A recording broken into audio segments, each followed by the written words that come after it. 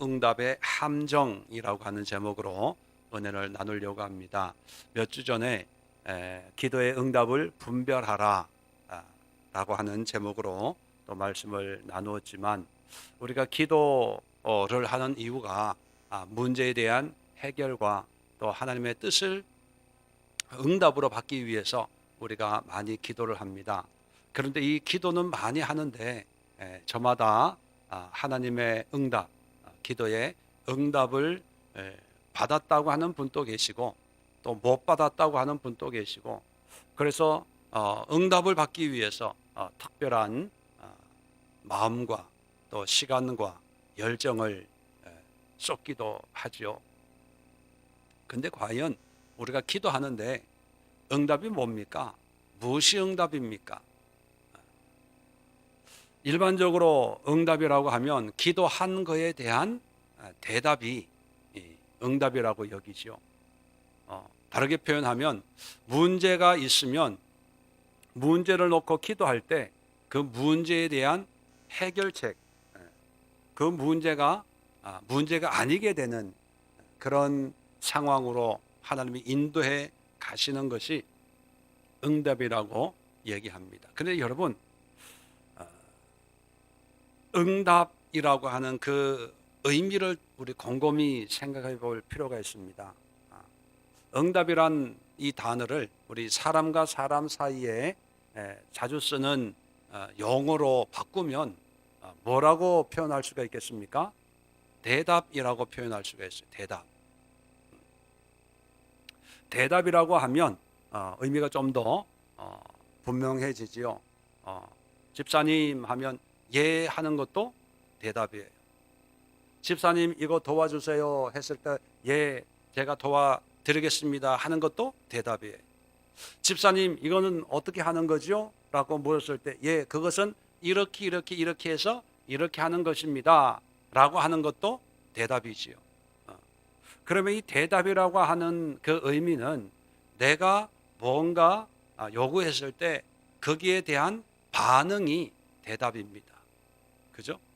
그러면 이것을 하나님과 나와 사이의 관계로 바꾸면 하나님이 응답한다는 것이 대답하는 거지요.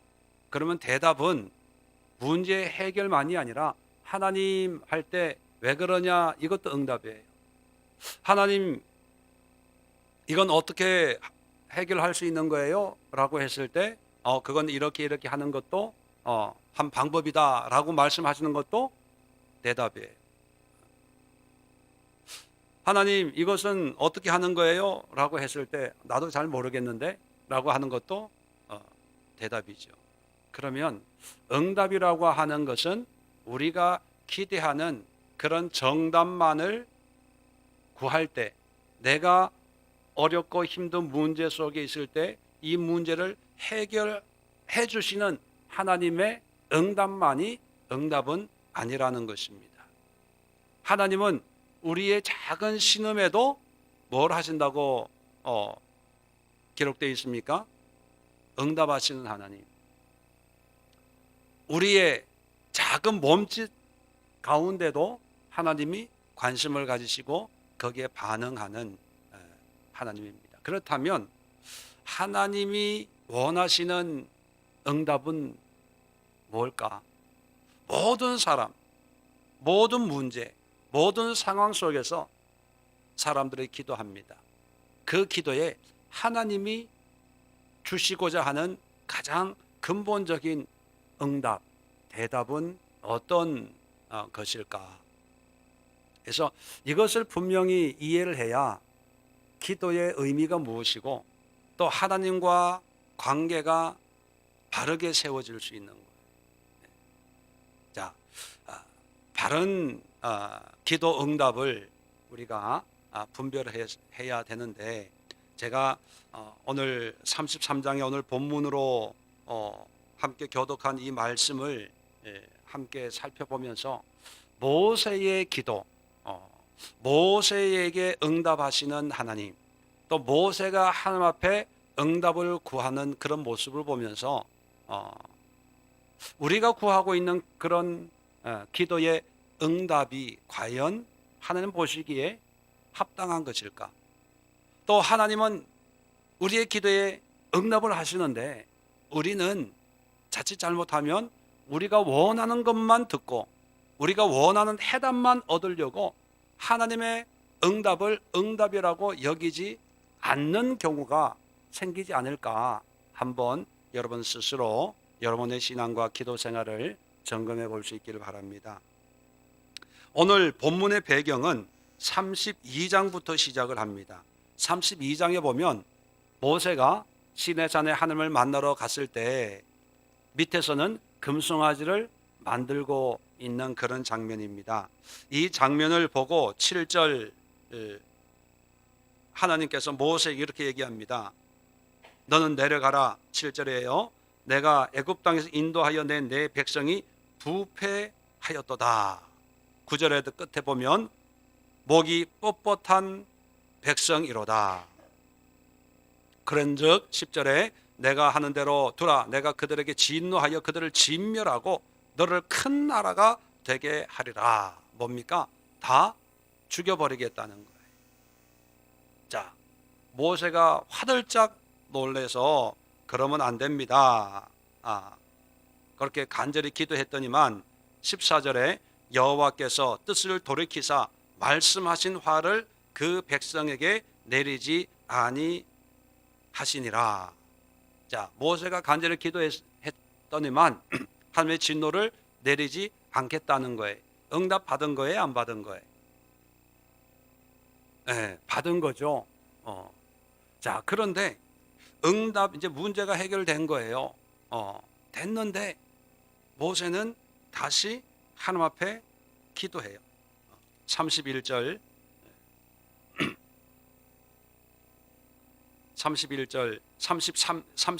31절 이하에 모세가 여호와께 다시 나아가 여짜오되 슬프도소이다 하면서 큰 죄를 범하였나이다. 그러면서 우리가 잘 알고 있는 32절에 원컨대 주께서 기록하신 책에서 내 이름을 지워버려 주옵소서. 그렇게 죄에 대한 용서를 구해요. 자, 잘 보세요. 하나님이 진노해서 심판하겠다고 할 때 모세는 기도해서 간절히 그렇게 하면 안 됩니다 라고 기도했을 때 하나님께서 그 화를 거두어 주셨어요. 진노를 심판을 안 하겠다고 말씀을 하셨다는 거죠. 자, 그럴 때 우리는 이것이 응답 받았다고 생각을 할 수가 있어요. 자, 그런데 이것이 응답이 아닙니다.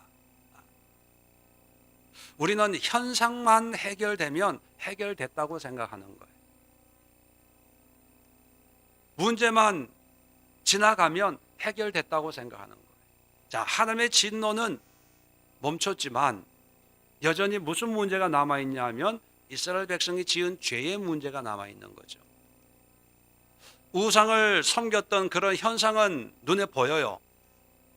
그런데 우리 마음속에 있는, 우리 생각 속에 있는 죄를 지은 죄는 안 보이기 때문에 사람들은 현상만 해결을 했다고 생각을 하면 응답이다. 해결됐어. 이 하나님의 진노의 잔이 지나갔구나. 안도의 한숨을 쉽니다. 해결됐다고 생각하는 거거든요. 그런데 모세에게는요, 해결되지 않은 문제가 또 남아있는 거예요. 그건 뭐냐면 죄의 문제. 하나님과의 관계의 문제라는 거죠. 그 문제를 위해서 기도합니다. 간절히 기도할 때 이제 하나님이 34절에 이렇게 얘기합니다. 이제 가서 내가 내게 말한 곳으로 백성을 인도하라. 내 사자가 내 앞에 가리라. 그러나 내가 보응할 날에는 그들의 죄를 보응하리라. 여호와께서 백성을 치시니 이는 그들이 아론이 만든 바 그 송아지를 만들었음이더라. 자, 여기 보니까 모세의 기도를 듣고 하나님이 이제 가라 그렇게 얘기합니다. 어디로 가라고요? 가나안으로 인도해 드리라는 거예요. 그러나 죄를 지은 사람은 내가 반드시 보복하겠다 그렇게 말씀합니다. 그래서 35절에 우상 만드는 데 앞장섰던 사람들을 하나님이 치셨어요. 그러면 정리가 된 거예요, 안 된 거예요?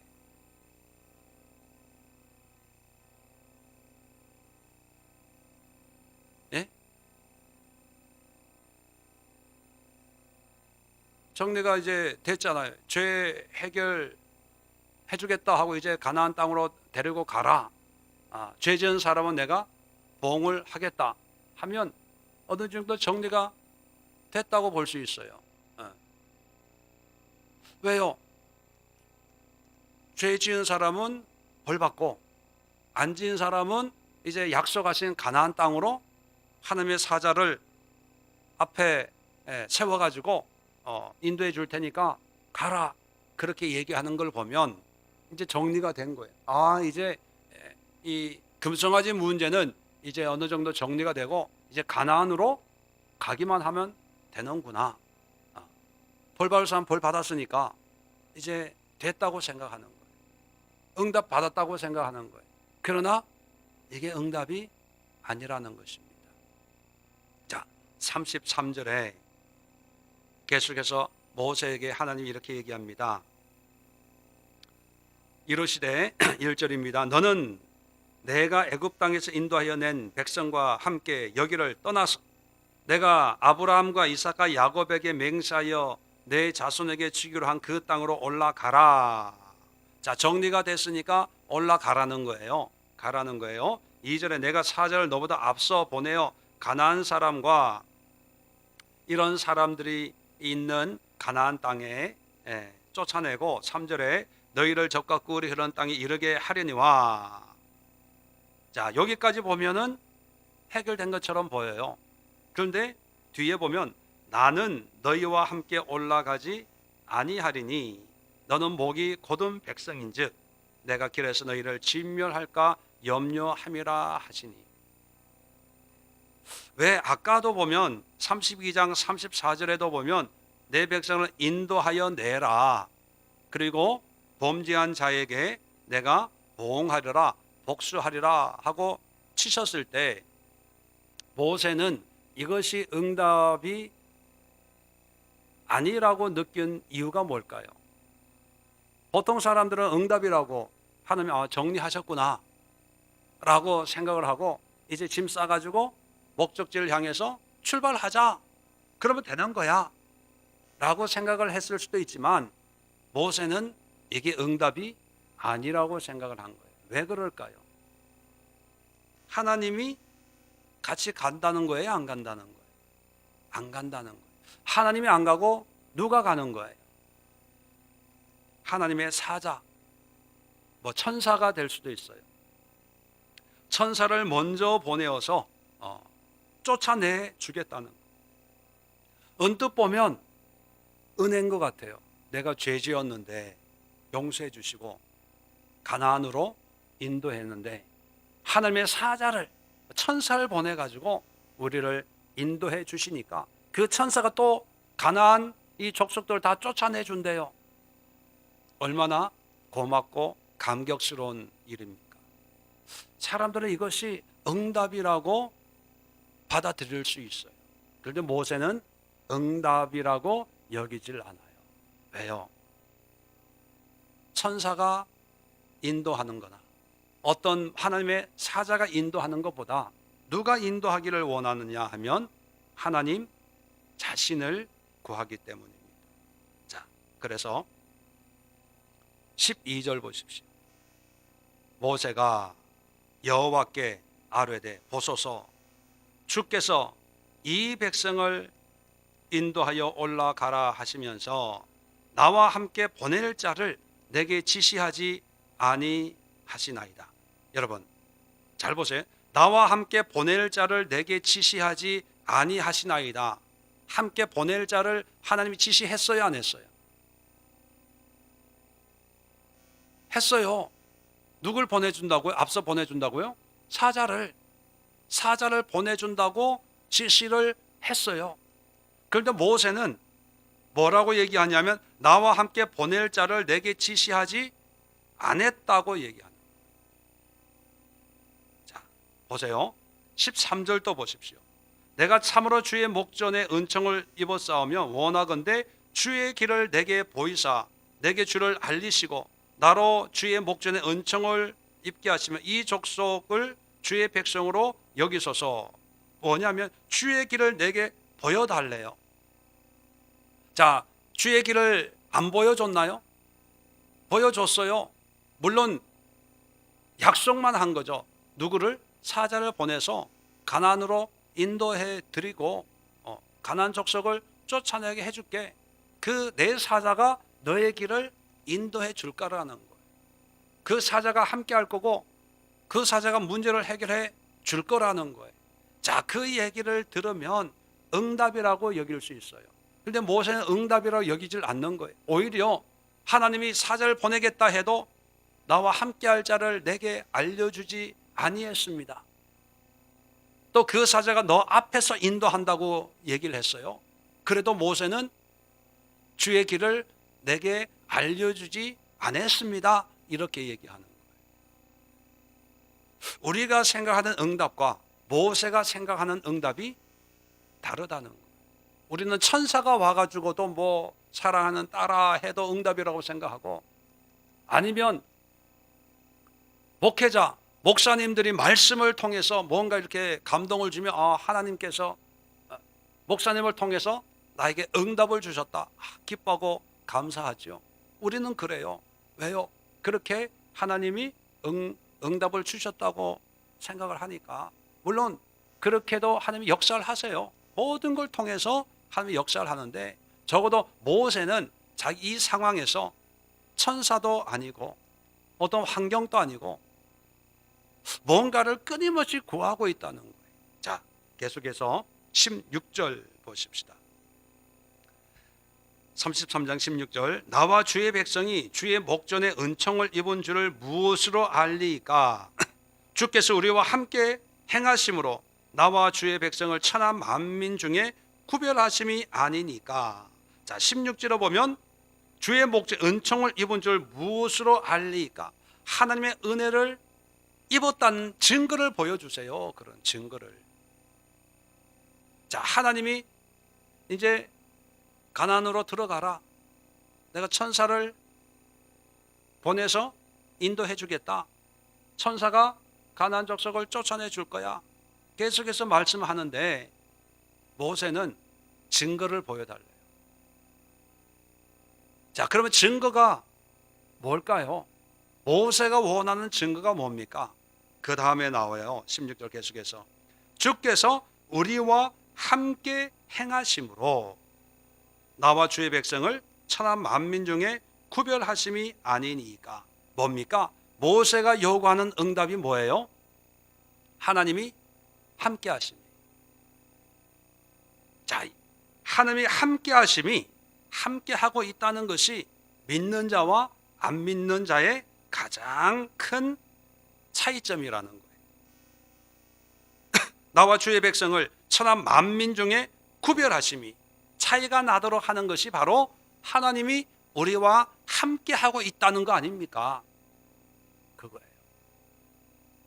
천사가 우리를 도와준다고 그것이 세상 사람과 구별되는 것도 아니고, 우리가 가나안 땅에 들어갔다고 하는 그 자체가 세상 사람들과 차별하는 것도 아니고, 우리가 어떤 죄 용서 받았다고 하는 그 사실 하나가 안 믿는 사람들하고 차이가 아니고, 우리식으로 표현하면 내가 구원받았다고 하는 그 사실이 믿지 않는 사람들과 내가 구별되는 차이점이 아니라는 거예요. 그럼 뭐가 가장 큰 증거라는 거예요? 하나님이 나와 함께하는 거예요. 자, 그러면 모세가 끊임없이 하나님 앞에 기도로 물고 늘어져요. 용서해 주세요 하니까 하나님이 진노를 거둬줬어요. 죄를 용서해 주세요, 그렇지 않거든 내 이름을 생명책에서 지워주세요 했을 때 그 죄를 용서해 줬어요.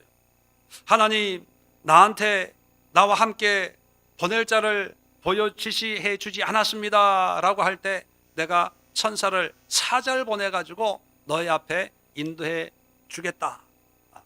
내 길을 내 사자가 알려줄 거야 했을 때도 모세는 거기에 멈추지 않았어요. 더 나아가서 하나님, 내가 은총을 누리고 있다는 증거를 보여주세요. 그 증거는 다름 아닌 하나님이 우리와 함께하는 것입니다. 하나님을 찾는 거예요. 하나님. 자, 그래서 18절입니다. 모세가 이르되 원하건대 주의 영광을 내게 보이소서.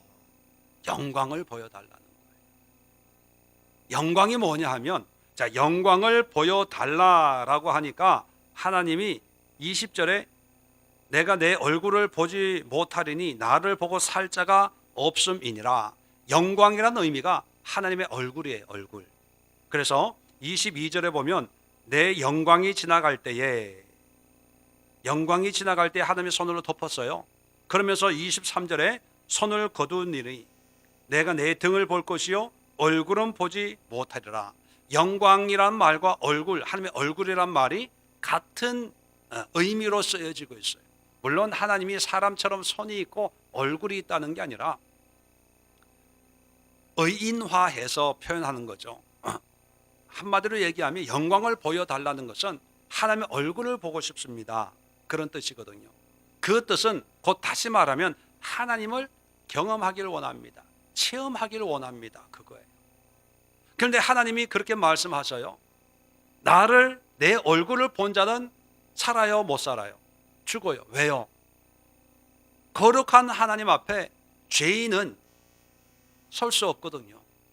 공의의 하나님, 거룩한 하나님이기 때문에 어떤 죄도 용납할 수 없는 하나님의 본질적인 어떤 특성 때문에 하나님 앞에는 의인만 설 수 있는데 이 땅에 의인은 없잖아요. 의인은 없나니 하나도 없다. 모세도 훌륭한 사람이지만 완벽한 의인이 아니기 때문에 죽을 수 있어요.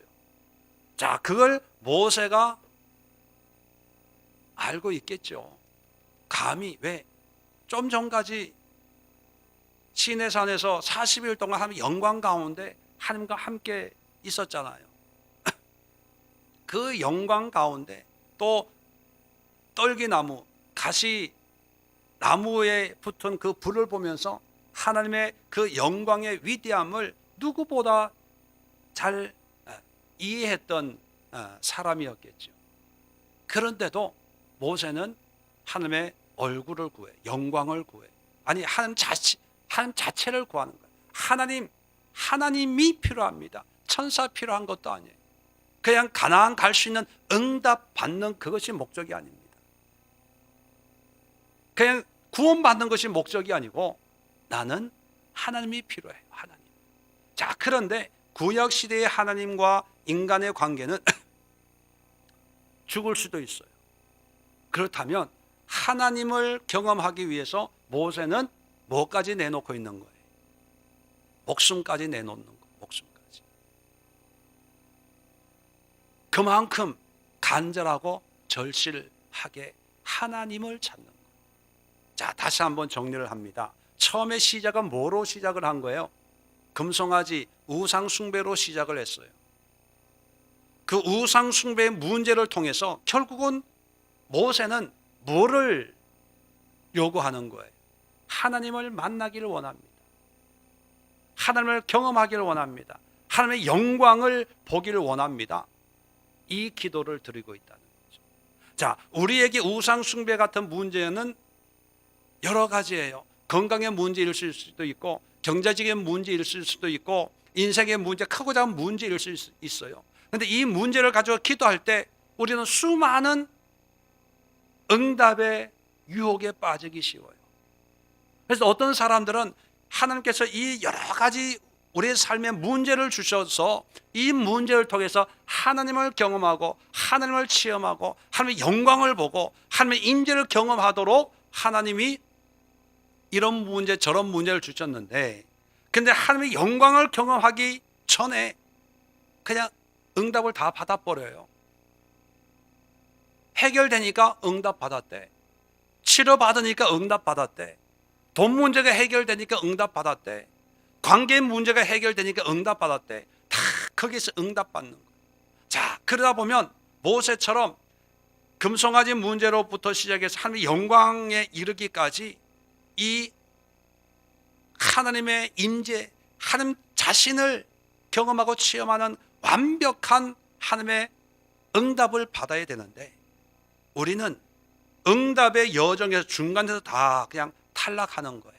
중간에서 다 만족하는 거예요. 자, 그러니까 어떤 문제가 생기냐면 끊임없이 문제 해결에 매달리게 돼요. 반대로 하나님을 만나버리면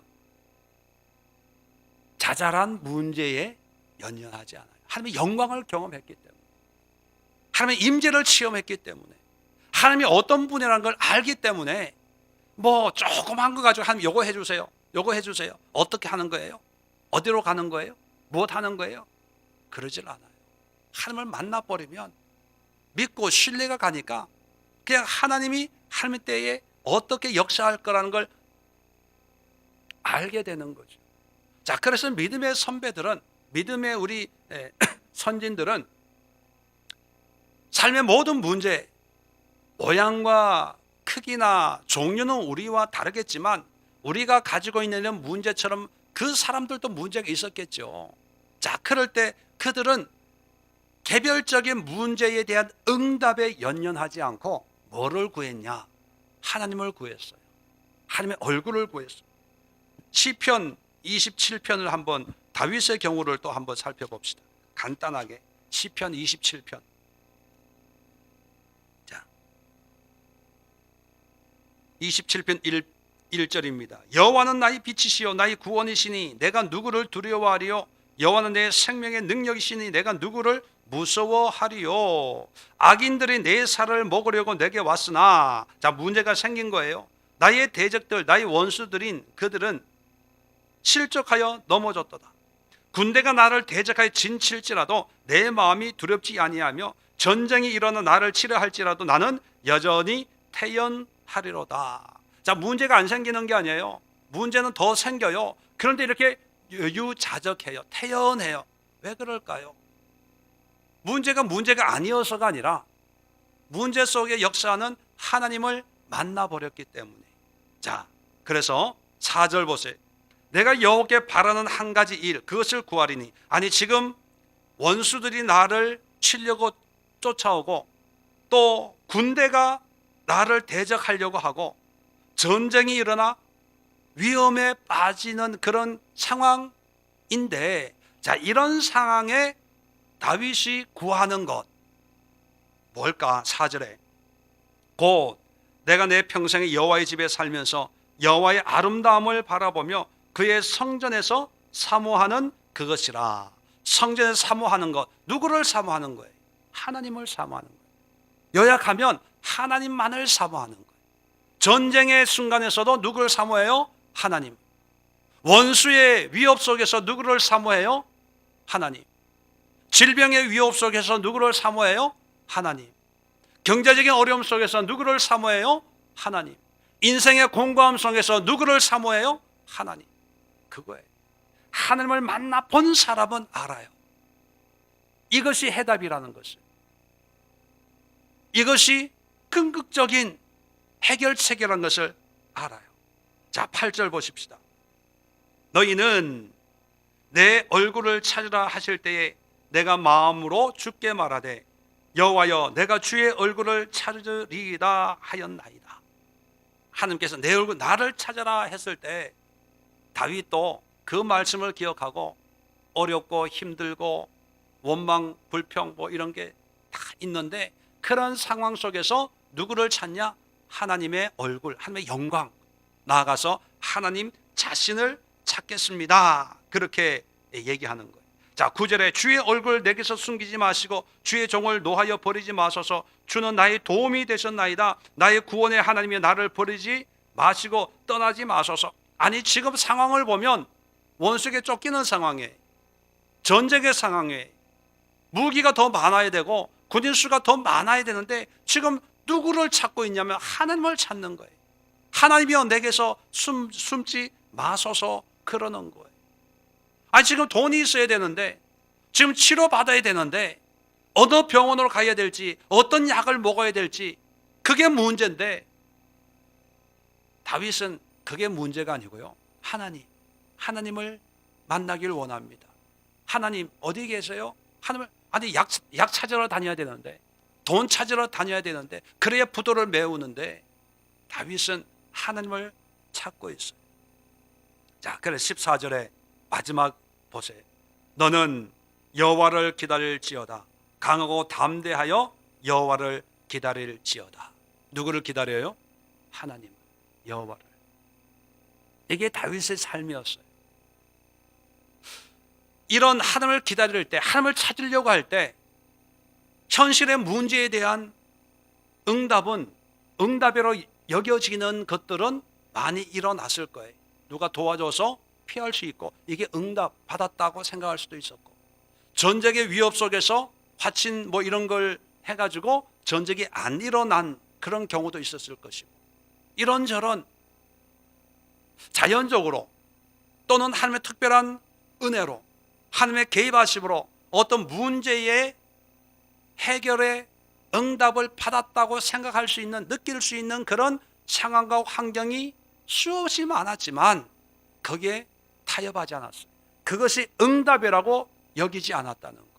오히려 그것이 진정한 응답을 방해하는 함정이다, 미혹이다라고 생각했다는 거예요. 왜요? 다윗에게 진정한 응답은 뭡니까? 하나님을 만나는 거예요. 그래서 역대하 7장 14절에 내 이름으로 일컫는 내 백성이 그들의 악한 길에서 떠나 스스로 낮추고 기도하여 내 얼굴을 찾으면, 하나님의 영광을 찾으면, 하나님 자신을 찾으면 내가 하늘에서 듣고 그들의 죄를 사하고 그들의 땅을 고칠지라.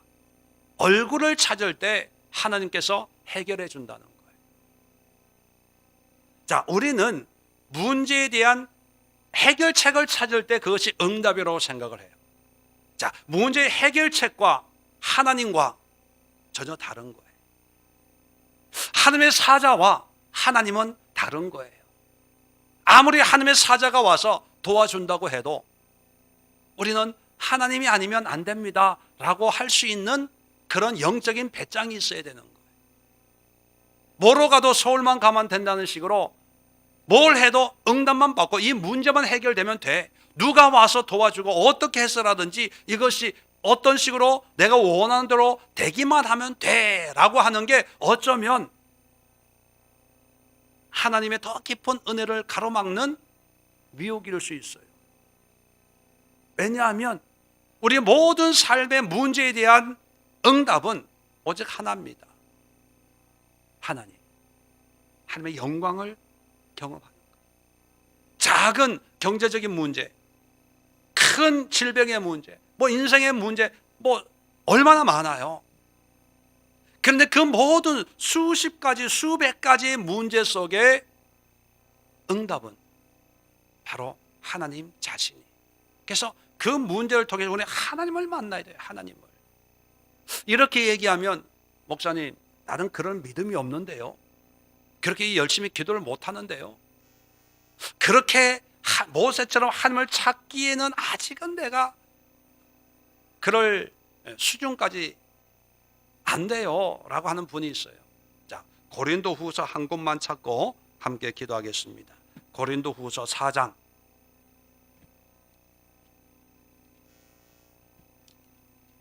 6절. 고린도후서 290면에 있습니다. 고린도후서 4장 6절 제가 있습니다. 어두운데 빛이 빛이라 말씀하셨던 그 하나님께서, 이건 뭐냐, 창조 하나님, 창조의 하나님을 얘기하는 거예요. 빛이 있으라 했을 때 빛이 있었잖아요. 그 창조의 하나님, 그 영광스러운 능력의 말씀으로 창조하신 그 하나님을 이제 의미하는 거죠. 하나님께서 예수 그리스도의 얼굴에 있는 하나님의 영광을 아는 빛을 어디에 비추셨어요? 우리 마음에. 우리 마음이라고 하는 것은 누구의 마음입니까? 바울의 마음에만 해당되는 걸까요? 우리라고 하는 것은 바울뿐만 아니고 고린도에 있는 우리 모두를 합쳐서 부르는 말이에요.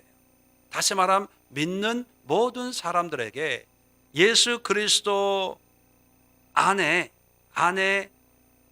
있는 하나님의 영광을 아는, 발견할 수 있는, 깨달을 수 있는, 볼 수 있는 그런 빛을 우리에게 주셨어요. 이 얘기는 뭐냐면 예수 그리스도를 믿는 사람들은 다 처음에는 하나님의 영광이 어디 있어? 영적으로 깜깜하죠. 볼 수가 없고 만날 수도 없고 경험할 수 없다고 생각을 해요. 그런데 하나님이 믿는 모든 자들에게 하나님의 영광을 알 수 있는 그 빛을 볼 수 있도록 어둠 속을 뚫고 하나님의 영광을 볼 수 있도록 조명 같은 플래시라이트 같은 거를 우리에게 주었다는 거예요. 그 얘기는 뭐예요?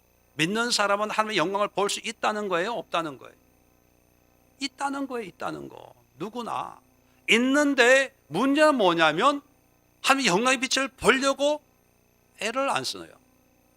왜 애를 안 씁니까? 모세처럼 타협하지 말고 모세처럼 중간에 기도를 쉬지 않고 하나님의 영광을 보여주세요. 끝까지 하나님 앞에 실험해야 되는데 우리는 사자를 통해서 내가 응답해 줄게. 할렐루야 감사합니다. 이게 웬 떡입니까? 아유 감사합니다. 사자를 보내주시다니. 그 중간에서 다 응답이라고 그냥 믿어버리는 거예요. 이게 기도 응답의 함정이에요, 여러분. 문제가 해결됐다고 그게 해결된 게 아니에요. 왜요?